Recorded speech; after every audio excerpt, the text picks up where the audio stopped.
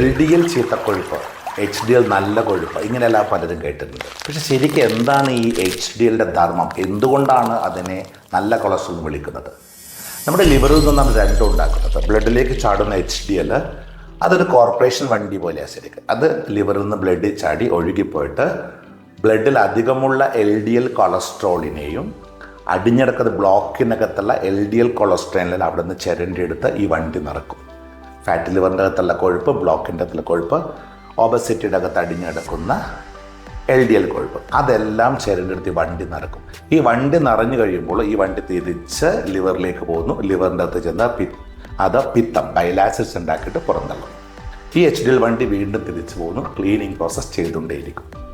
ഇതിനിടക്ക് ഈ HDLൻ്റെ അകത്ത് അധികമുള്ള കൊളസ്ട്രോള് VLDLന് കൊടുക്കും. ലിവറിൽ നിന്ന് പുറത്തേക്കുന്ന VLDLന് കൊളസ്ട്രോൾ കൊടുക്കുമ്പോൾ VLDL IDL ആയി മാറും, IDL LDL ആയി മാറും.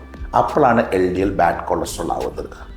ശരിക്ക് HDLനെ ഗുഡ് എന്ന് വിളിക്കുന്നത് ഈ അധികമുള്ള ബാഡ് കൊളസ്ട്രോളിനെ, ചീത്തക്കൊഴുപ്പിനെ ക്ലീൻ ചെയ്ത് കളയുന്നത് കൊണ്ടാണ്. HDL കൂട്ടാൻ മരുന്നൊന്നുമില്ല. വ്യായാമം കൊണ്ട് മാത്രമേ HDL കൂട്ടാൻ പറ്റൂ.